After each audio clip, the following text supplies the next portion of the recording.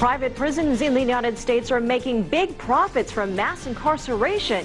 What's the hidden truth behind bars? I'm Elaine Reyes in Washington, D.C., and this is America's Now. First up, mass incarceration has given the United States a reputation as a prison nation. Many government-run prisons contract their operations outside. Private prison companies make more money if they incarcerate more people for longer periods of time. This is the inherent problem with for-profit prisons, is that they are for-profit. To that point, I think there really isn't any inherent problem with a company making a profit if they're providing a good service. Correspondent Mike Kirsch reports on how private prisons are profiting from the overflow of inmates at government-run jails. Then, an organization in Mexico that strengthens communities by engaging them with stories on radio and TV.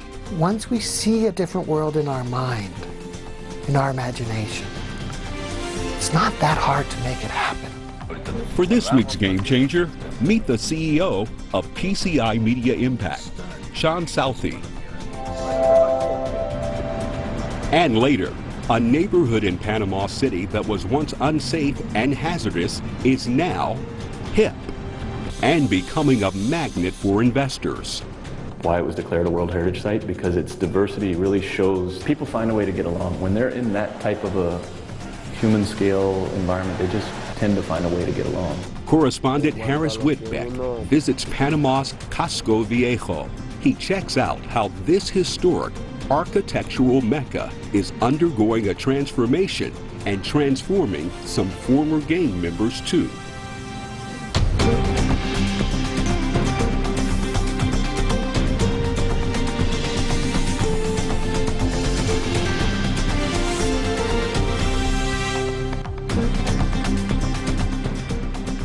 Welcome to the show. The United States has more people in prison than anywhere else in the world.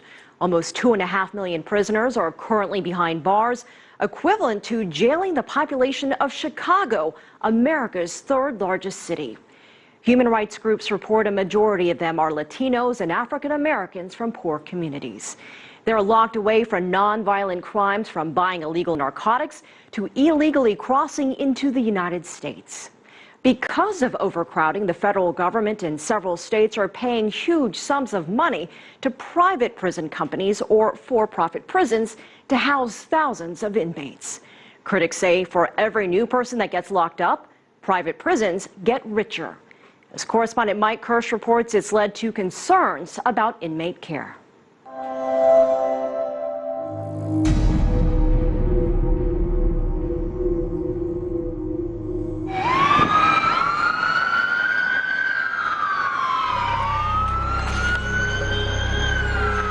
It was here in Nashville, Tennessee about a decade ago when a particularly brutal murder went down that still has people talking about it to this day. It happened inside this prison. The victim, Estelle Richardson, a mother of two, doing time here after buying pain medication illegally on the streets. The morning she died, she had been found unresponsive in solitary confinement with a fractured skull and several broken ribs. According to the police report, the only people that could have laid a hand on her were the 4 prison guards ultimately charged with killing her: Andre Hendricks, William Wood, Jeremy Neese, and Joshua Shockman. Shockman, when not guarding prisoners, a mixed martial arts fighter, as seen in videos posted on YouTube.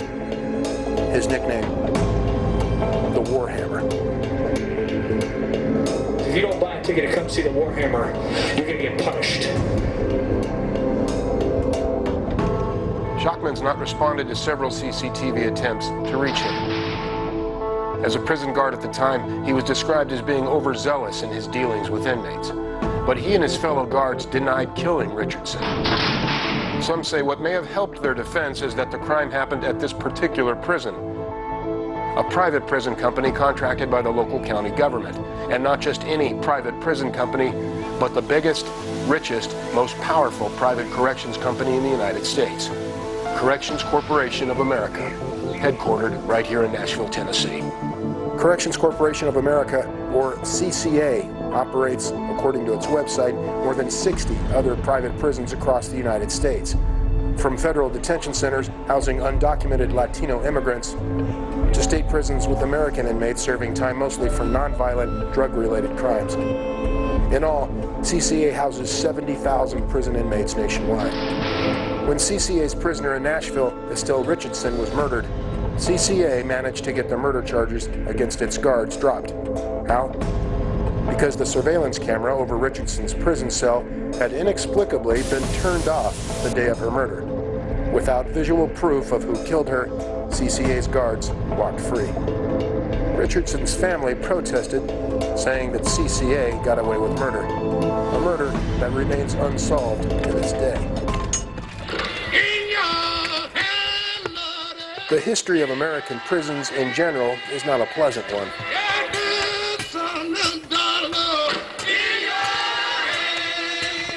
The United Nations has referred to U.S. prisons run by federal, state, and local government as some of the most dysfunctional, abusive, and torturous penal institutions known to man. In the early 1980s, private prisons began to emerge across the U.S. landscape, mainly to relieve overcrowded prison populations in traditional government-run facilities. Prison populations that began to explode as a result of America's war on drugs policy that was landing thousands of new drug offenders behind bars every day. For example, overcrowded and overwhelmed government-run prisons like in California have been ordered by courts to alleviate overcrowding by moving inmates to newly available prison space offered by private prison operations. In other words, California pays private for-profit corrections companies to manage some of its prison population. Essentially, private prisons are renting out storage space for prisoners. The more prisoners they take in, the more money or profits they make on their leases. Companies such as Nashville-based CCA have been profiting enormously. CCA's annual revenues today, for example, approach nearly $2 billion.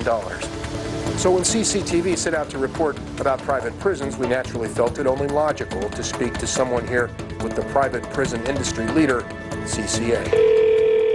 What can I do for you? Yes, I'm here with CCTV, Chinese Central Television. My name is Mike Kirsch.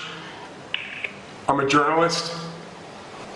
What can I do for you? I'd like to speak with the media representative for CCA. All right, stand by. Thank you. CCA's corporate media representative is Jonathan Burns, who CCTV emailed ahead of time requesting an interview and a tour of a CCA prison facility.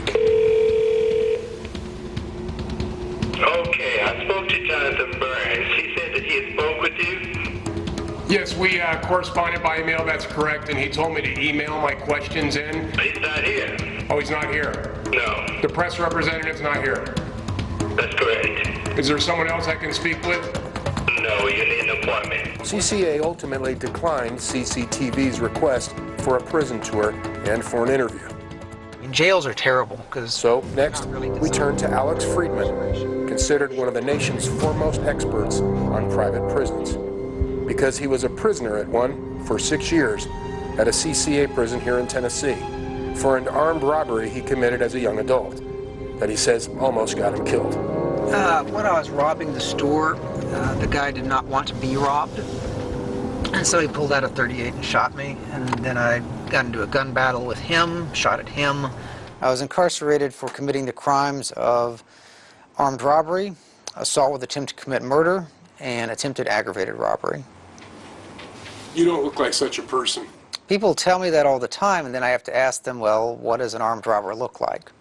I don't offer any excuses for the crimes I committed back in the late 1980s and early 1990s. I basically like to say I was young and stupid and greedy at the time, and now I am older and less stupid and less greedy. Friedman says his experience as a prisoner is like a PhD in how private prisons operate.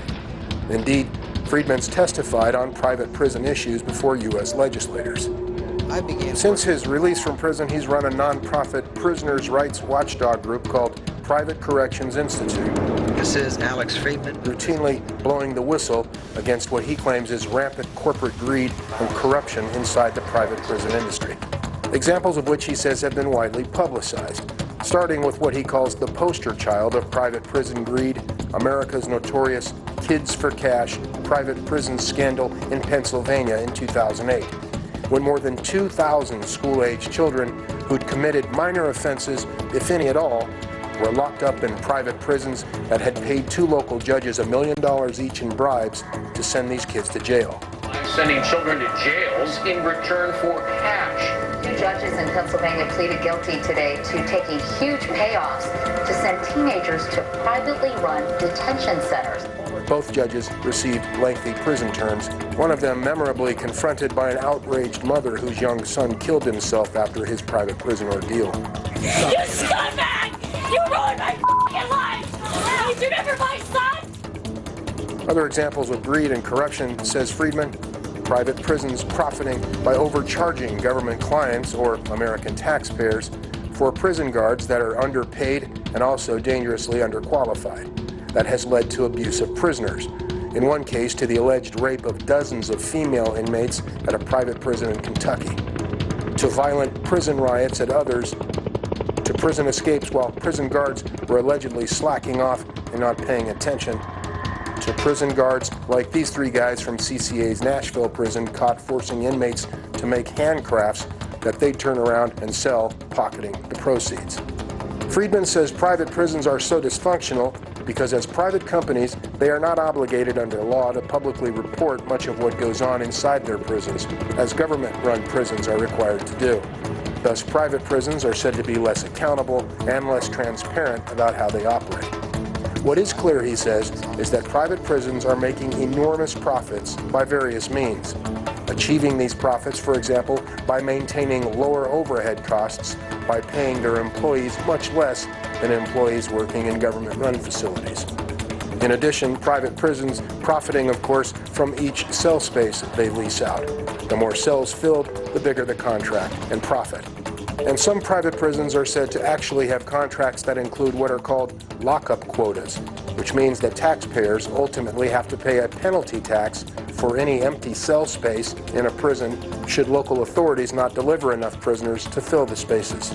A for-profit private prison system that Alex Friedman says seemingly encourages cities and states to arrest as many people as possible in order to fill the cells of private prisons or pay penalties if they don't. In short, profits based on how many people are locked up. Friedman asks, what's next? Privatizing police forces in the U.S.? And to give an example, if we use the example of a privatized police force, and we told people that our policemen will no longer be public officials, rather they'll be private corporate employees, and the more arrests they make, the more money they'll make. And most people would say, well, I see a problem with that, because they would be incentivized to arrest as many people as possible, because that's how they would make more money. And that's not going to work. But we have the exact same system in our private prisons, where private prison companies make more money if they incarcerate more people for longer periods of time. So this is the inherent problem with for-profit prisons, is that they are for-profit. Friedman says private prison executives, like some in charge at CCA in Nashville, are living large in million-dollar country club estates outside of town, raking in multi-million-dollar salaries after generating multi-billion-dollar profits each year for shareholders and investors that, among them, include several large American banks and U.S. corporations. In addition to private prisons becoming more and more wealthy, there are other prison industry service-related companies making huge profits. From prisoner transportation companies that move prisoners from court to prison and back, to firms providing medical services to prisoners. Or phone communications for inmates and their families. And there are large food companies that must feed private prison inmates. All these companies earning huge profits, says Friedman, on the backs of inmates in private prisons across the United States. We are opposed to private prisons. We seek the abolition of the private prison industry. We believe that for-profit corrections has no place in a civilized and democratic society. What's particularly aggravating to CCA is that Alex Friedman has bought stock in the company, which allows him to show up at CCA's annual shareholder meetings. You might call Friedman the ultimate party crasher. How would you be received at cocktail hour? Not very well, I'm sure. I do attend their annual shareholder meetings. As an activist shareholder, I own stock for the purpose of attending their shareholder meetings, questioning their board members, and filing shareholder resolutions. They can't keep me out. So even as a former prisoner at a CCA prison, CCA still has to welcome me to their annual shareholder meeting just like any other shareholder. And they have to respond to my resolutions just like any other shareholder. I mean, I'll go in, I'll shake hands with the corporate executives, I'll ask my embarrassing questions that they don't want to answer. Such as? Why are you incarcerating women and children as young as 5 years old in prison-like conditions in immigration detention facilities? How do they respond? Well, of course, there's corporate responses, corporate speak. Sometimes it's, well, we can't respond because of pending litigation. Or, no problem, we've already looked into that and investigated ourselves, and there's nothing to see here. There's no problem at all. When CCTV attempted to raise these criticisms with CCA, CCA declined comment and instead sent us a public relations video. Every day we serve our communities. From small towns to large cities at more than 60 locations across our country. We play an important role in public safety. CCA also lauding its employment of many U.S. military veterans, all while generating 5 to 15% in savings to American taxpayers, helping 30,000 inmates each day learn job skills, giving each student, inmate, person a chance to return home, to get a good job, build a better life. The private prison industry has strong support from a respected nonprofit think tank in America known as the Reason Foundation that advocates less government and more privatization in society. The Reason Foundation's Leonard Gilroy tells CCTV that private prisons are just part of the American way of doing business. Number one, we live in a capitalist society. Governments contract out literally, almost everything you can think of. Quick examples might be building and operating highways, trimming trees in city parks, operating hospitals, paving streets, collecting trash, providing water and wastewater, all kinds of things. And so in that context, operating a prison is not something that is necessarily inherently governmental. And so to that point, I think there really isn't any inherent problem with a company making a profit if they're providing a good service, just like you would find in the private sector. If Apple makes a good phone or Samsung makes a good phone, we reward that company with profits. That's a signal in the marketplace. Prisons are certainly not utopias, and you're going to have bad incidents that happen in well-run public prisons, and you're going to have bad incidents that happen in well-run private facilities. That is part of the system. No, it's very common. These companies want as little transparency as possible. They are private companies. That means that in general, what they do is in the private sector. They are not transparent. They're not accountable to the public like our public institutions. And what happens to inmates once they leave private prisons? We asked CCA if it could introduce us to, for example, a prison inmate it had recently helped find a good job and better life outside this prison. CCA declined to show us one. This gonna be a real. Though some local nonprofit human rights workers in Nashville introduced CCTV to one recently released CCA inmate now living in a wooded area just a few miles from CCA headquarters. His name is Jesse James Upchurch. I'm homeless, man. I'm walking out here in the cold. I ain't got no place to go, man. CCA confirmed Upchurch's long criminal history, which spans 30 years, in and out of prison for crimes ranging from selling illegal narcotics, burglary, to most recently, aggravated assault. What about people who see this and they say, well, Jesse, you put yourself in this position. You shouldn't. I've done my time, but you put me out here and you expect me to do right, tell me to do right, you educate me to do right, but if I ain't got no help, what am I supposed to do? You got anywhere? Oh, man. You got anywhere to live? I ain't got no place to live, I ain't got no place to go. Upchurch says he can't find a job because of his criminal history. And he says when he's sent back to CCA for minor crimes like drinking in public, he says it's almost as if CCA is happy to see him come walking back through the door because it means more profit. Follow the money. So if you want to know why we have private prisons despite all the documented abuses that have occurred over decades, follow the money. see where it leads. So you have these companies being paid hundreds of millions of dollars from government contracts. And then they take a portion of that money, millions of dollars, and they give it back to politicians in the form of campaign contributions, donations, and lobbying expenses. And as a result, they get more contracts. So it's a recurring cycle, and people are making money. The higher number of people arrested and sent to these prisons, says Friedman, the bigger the profits for companies like CCA. There are losers and there are winners. The winners are the ones making money. The losers are everybody else. The losers, Friedman says, private prison inmates like Jesse James Upchurch. Because I'm sick of being here. I'm ready to lay down and die. While private prison companies like CCA claim many prisoners have access to programs to educate themselves and to prepare themselves for a new life after serving their time, the fact is more than 60% of prisoners released from private prisons return after committing another crime. That spells more profits for private prisons, at the expense of many prisoners in America hoping for a second chance and staying out of prison for good. My dream is to just being in a place that's warm, where I can eat, where somebody says I love you every day. Thank you for being alive. Upchurch says he believes his well-being as a prison inmate inside a CCA prison is the last thing on CCA's mind. All they're doing is trying to make money.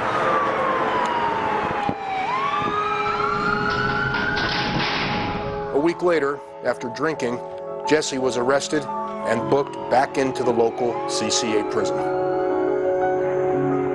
After the murder of Estelle Richardson here at its Nashville facility, CCA paid her family $2 million to settle a wrongful death lawsuit.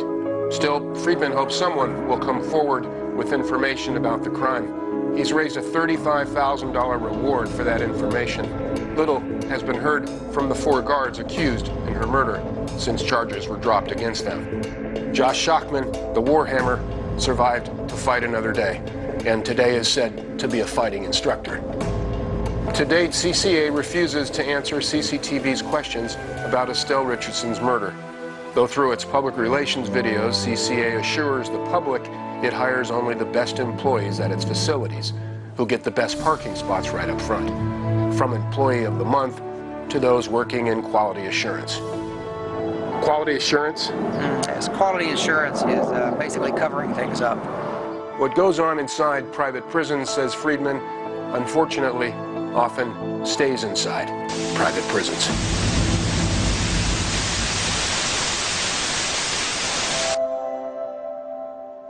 As for the future of private prisons in the United States, at least one U.S. presidential candidate, Bernie Sanders, is pledging to release at least 500,000 prisoners during his first term if elected president, many of them from private prisons.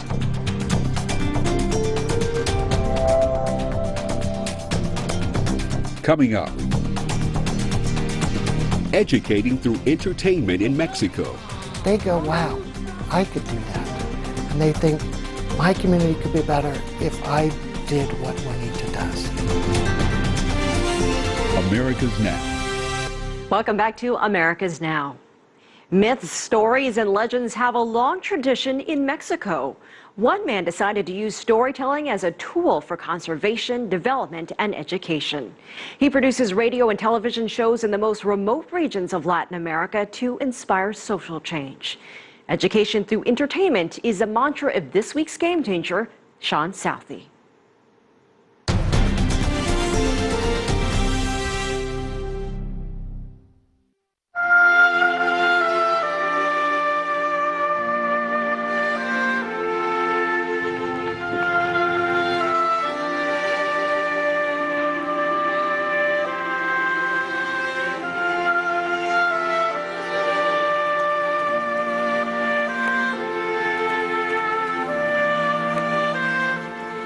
They struggle, like any country that has lots of people, limited finances, and still a high levels of poverty in some communities, to balance people's needs with the needs of the forest. What we hope is to improve the way protection happens by finding ways that communities themselves can find solutions and enact solutions. My name is Sean Southey. and I'm the CEO of PCI Media Impact. PCI Media Impact was founded in 1984, recognizing that stories are a powerful way to communicate. So when I first joined PCI Media Impact, I was program director. And I actually wasn't sure how long I would stay. But within 6 months, I had fallen in love with the methodology because I'd been to the field across Latin America and I'd seen communities in Guatemala that were doing remarkable work with teenagers and HIV. I'd seen gender empowerment projects in Peru where small community-based organizations of women were changing the lives of their communities and getting female mayors elected and changing the way businesses were looking at women.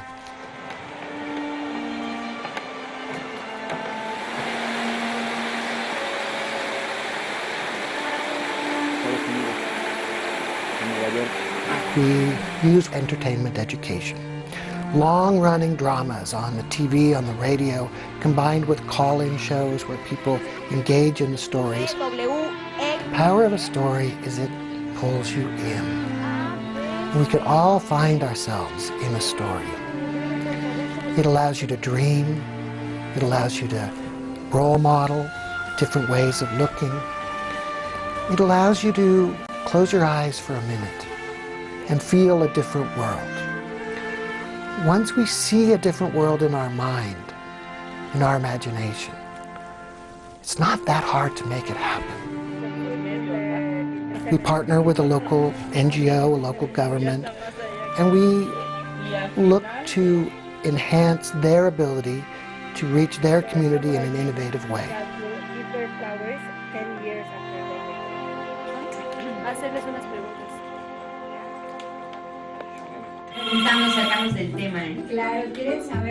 And we decided that we could create a powerful radio drama that would be played in particular around the biosphere reserves of Chiapas. Together we created a story. And the story played on the radio and was reached local people. There was a call-in where every week they engaged and they heard about the story. And it was a big success. And people talked about it, and Sunset saw action on the ground.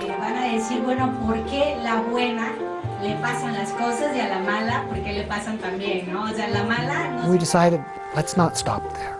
If it's working, let's do more. So we created a new drama, a drama called Guardians of the Mist. And it plays at the Zumat in Tuxtla, one of the major tourist attractions of Tuxtla. It's a wonderful story of a young boy who struggles with his father. His father realizes that he could build a beautiful hotel in the middle of the biosphere reserve, and the son realizes, no, this is really special and we need to protect it.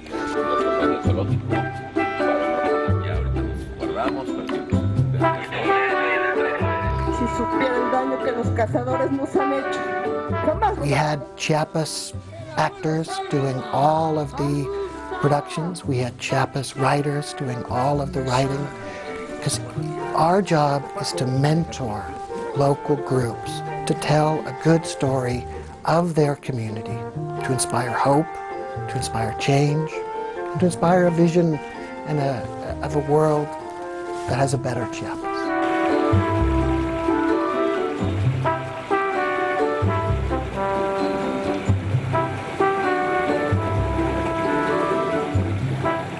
We believe that if we can get the audience in a local community inspired by the story, they'll come back every week. And each week they'll engage with their favorite character. They may love Juanita. And each week when Juanita does something new and wonderful, they go, wow, I could do that. And they think, my community could be better if I did what Juanita does. Ya empieza la luz bonita, ¿no? De las 4:09. Mira. No puedo, Jacinta. Ya me desgraciaste un poquito el alma. No me arrumbes entre las cosas viejas que estás tirando de tu casa. Tal vez, debajo de estas ropas y de esta piel de hombre... Nos ha gustado las pláticas que han dado, los consejos que han puesto. Y eso es lo que queremos llevar también, no terminar. what is the name of this type? Cuando puede ser algo bello en el mundo, It's good for the world. que es bueno para el mundo. It's a very special thing for the head. Lo que no me gustó fue la de Tunco Maclovio, porque empezó a destruir con los árboles, empezó a vender madera. Nosotros anteriormente tal vez se hacía, pero ahorita gracias a Dios que ya no. ¿Por qué lo hacemos? Para conservar el bosque, con los resgates de flores, para conservar las flores, para tener más ambiente, más aire puro, no contaminado. Un jaguar, un río. We might be losing the battle.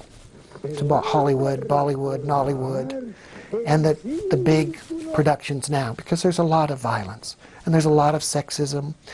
There's not a lot of beautiful gender work in the traditional soap operas and TV shows. So we believe we need a movement of good stories. We need good stories that come from the local level, that resonate in the local level, that happen in the local language, that happen with local characters, that inspire local action. ¡Ay! ¡Ay! ¡Chucho! Creo que la silla valimos. Ahora sí nos cargó el payaso jaguar, Chuchito. Tranquila, chiquita, tranquila. Nosotros nada más. The organization is planning to bring the play Guardians of the Mist to New York. It hopes to share the importance of wildlife and nature preservation in Mexico to others around the world. We'd love to have your input, so if you know someone who's helping change the world, drop us a line at an@cctv-america.com or tweet us at cctv_America and tell us about a game changer you would like to see on America's Now.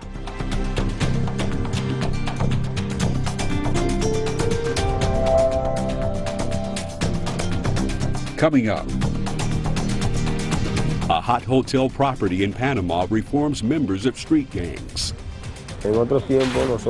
We previously did bad things. Now we are trying to do good. We've changed our way of life.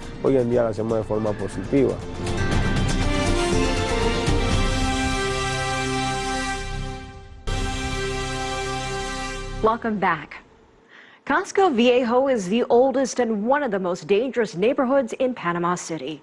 The trendy fashionistas, hipsters, and wealthy tourists from around the world are now some of the area's most visible residents. Anchoring the neighborhood is the American Trade Hotel, a design icon that has quickly become one of the hottest properties in town. Our correspondent Harris Whitbeck went to Panama City to see how investors are trying to restore Panama's Casco Viejo to its former glory.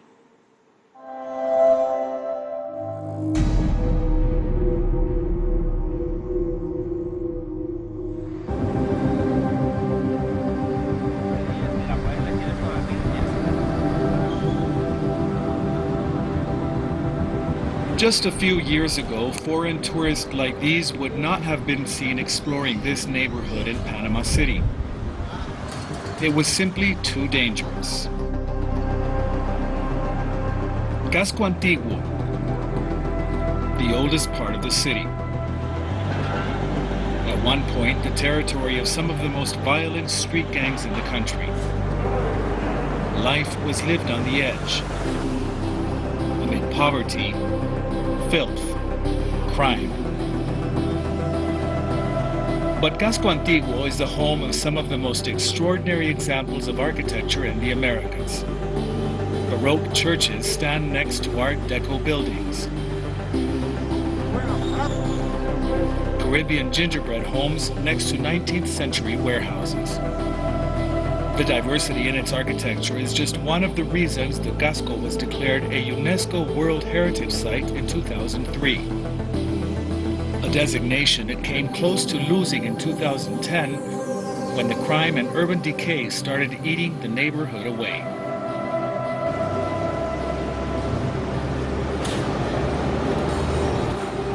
But a few years ago, things started to change in Casco Antiguo. I think the history of this neighborhood is one of diversity, and I think that's one of the things UNESCO pointed out, why it was declared a World Heritage Site, because its diversity really shows this sort of history of East-West trade in the Americas. It went through a period, it was, a fairly wealthy area at some periods of history, and it was very depressed at other periods. It kind of bounced back and forth, and you can see that in the buildings. Recently, in the last 50 years, it went through a low period. Now it's coming back. Neighbors came together to bring it back to life. Looking about how we could make... Casey Harden is an American attorney who fell in love with Panama on a surfing trip in 2003.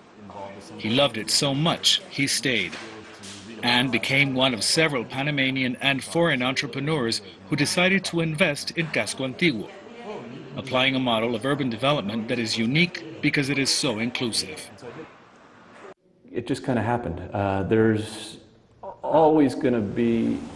So one of the beauties of community at this scale is that it's a very human scale. You walk the streets every single day. You interact with people. You're neighbors with people. You know, you live next to where you work, and most people here do. So people find a way to get along. When they're in that type of a human scale environment, they just tend to find a way to get along. It's human nature. So I can't tell you that we, you know, had big tensions. I think that it's a community that tries to be empathetic, and we know that we have a lot of problems in this community. We know that these problems are threatening to different parts of the community, and I think one of the defining things about this neighborhood is that people really do try to take responsibility for this community's problems and look for ways to solve them without throwing the problem off to the government or just somebody else.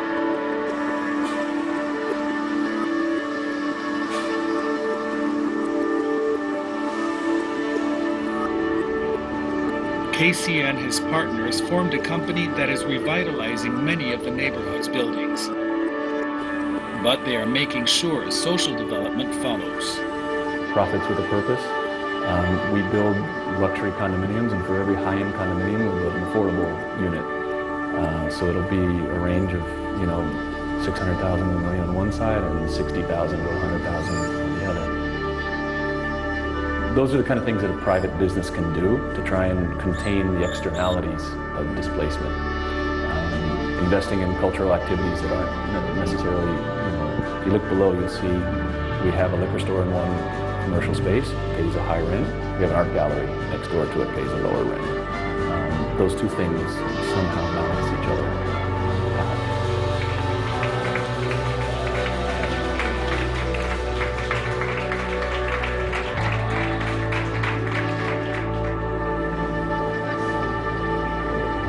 Matt Landau is another newcomer who is facilitating change.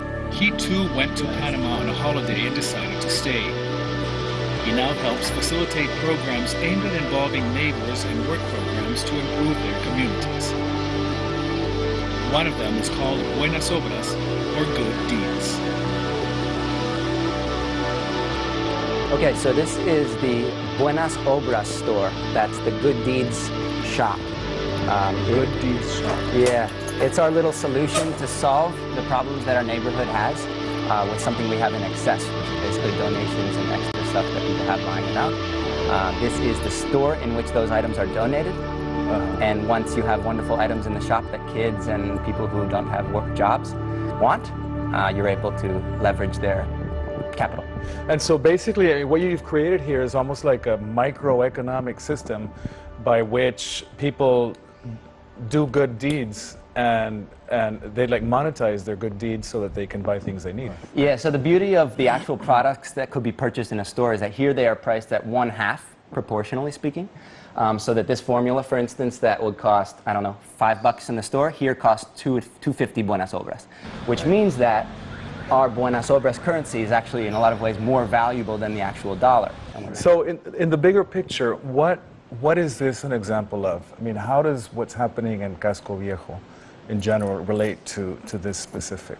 I think this project is a microcosm. It's a manifestation of the way that this neighborhood thinks. It's very unusual. It's not textbook. It's never been really taught anywhere. But we are very creative when we come up with solutions. And in this case, it's a bunch of people who had a bunch of stuff lying around, a little bit of a space, and individuals like Alexis that have decided to give back a little bit as well.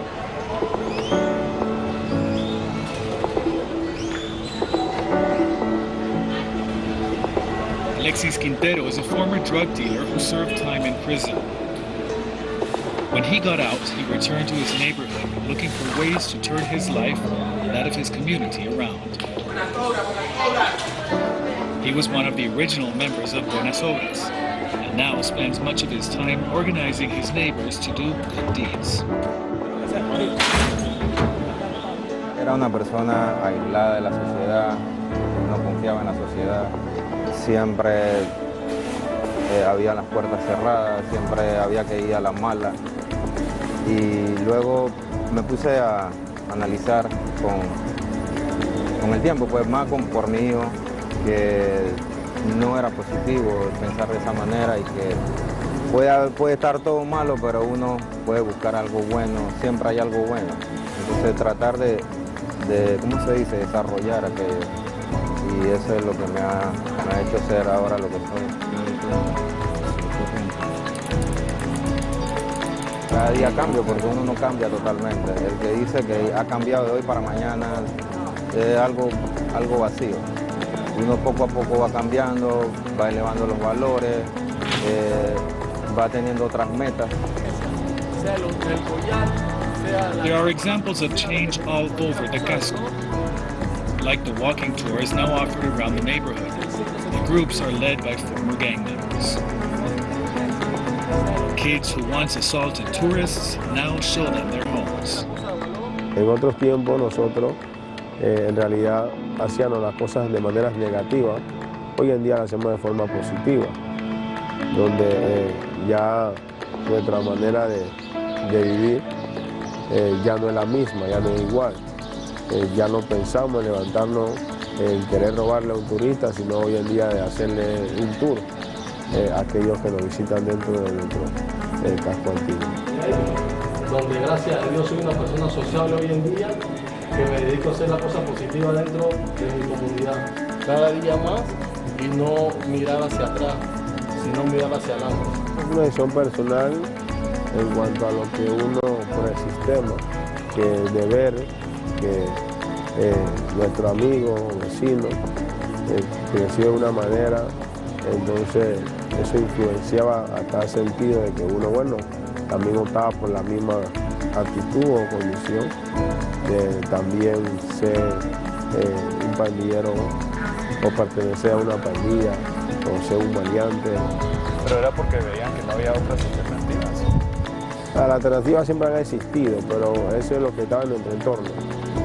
O sea, porque a la verdad he conocido personas, amigos, de que crecieron con nosotros, pero hoy en día son una persona totalmente diferente a la que nosotros en un momento determinado fuimos. Así que no es cuestión de que no había alternativa, sino es que uno mismo, de manera voluntaria o propia, uno toma esa decisión. Una vez se gradúan, está esa opción, el que quiere ser empresario, el que quiere tener su propio negocio, o el que quiere que lo pongan a trabajar, que son como también dos versiones, ¿no? En ambos casos, si se formaliza el negocio, si se formaliza el empleo, básicamente se le buscan plazas de trabajo para que formalicen su empleo y tengan a la vez una manera de garantizar su ganancia y así de cierta manera poder pedir un préstamo o pedir financiación de lo que necesiten. O aparte presentan entonces el proyecto del negocio que quieran emprender.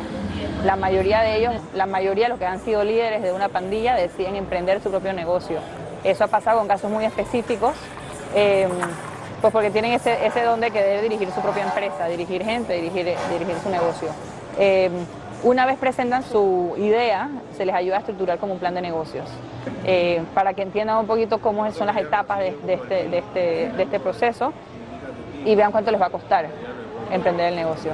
El negocio muchas veces cuesta dinero y la mayoría de las veces esta financiación se le hace a través de la fundación, que la fundación o directamente la fundación que ha recibido donaciones privadas o de directamente personas que deciden apoyar un proyecto porque sienten algún tipo de relación. Sí tenemos una cantidad de donantes, una cantidad de personas que tienen relación con la fundación, que siempre están muy interesados en saber qué está pasando para aportar ya sean ideas, mentorías, conocimiento o dinero. Hay algo de apoyo de empresa privada también, pero realmente el trabajo del día a día sí es un trabajito muy de hormiga, realmente. Es muy humano, muy de tú a tú. Y creo que también eso también les da un poquito más de confianza a cada uno de los emprendedores o nuevos empresarios para sentirse cómodos en ese cambio tan radical que están teniendo en sus vidas.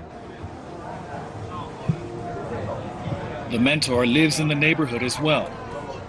The changes in Casco Antiguo are made possible because all the neighbors, old-timers and newcomers alike, are taking responsibility for its future. We described as sustainable revitalization. So I think the model that you see, typically in urban revitalization is this model where culture and commerce, and they play very well together and they create a critical mass very quickly. But that's a very exclusive blend. And it tends to be that the rising tide kind of just washes away a lot of the existing human heritage, the people that had been there, maybe not from the beginning, but they had been there for 20, 30, 40 years, and though that you get that people are displaced, but you also get a cultural homogeneity that happens, and eventually the place loses its interest to even the people who were part of that revitalization. So the opportunity in now that we've seen that happen in so many other places is to see if you can get this idea of social progress to be the third line to intersect. So that the rising tide actually lifts more boats. So it's an inclusive revitalization. It's social inclusion, and it manifests itself in training, it manifests itself in job creation, it manifests itself in affordable housing, it manifests itself in preferring local businesses, rent. The big thing is really just getting people to have an equity stake in it. If they have an equity stake, then the rising tide is good for them. And you need a lot of different tools and mechanisms to make that happen.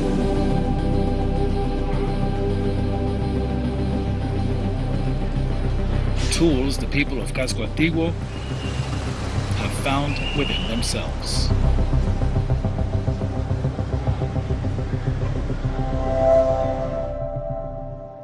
As you saw in Harris's report, the hotel is about much more than glitzy service. Its true mission is to bring gang members out of crime and poverty by providing them with jobs and new business opportunities. Gang activity in the neighborhood has dropped dramatically.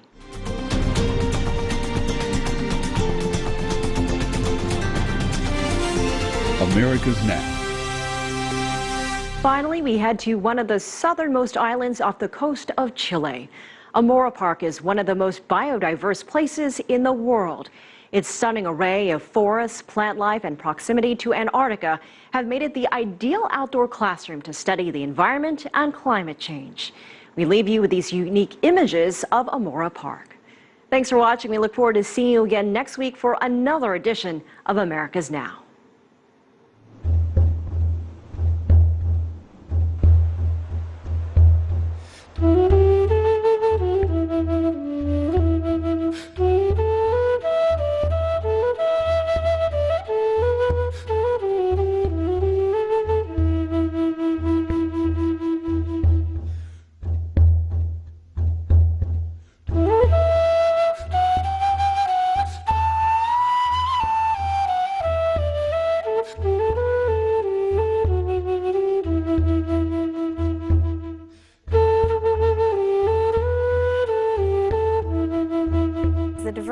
Given the amount of land that we have here is really extreme, really high diversity of species.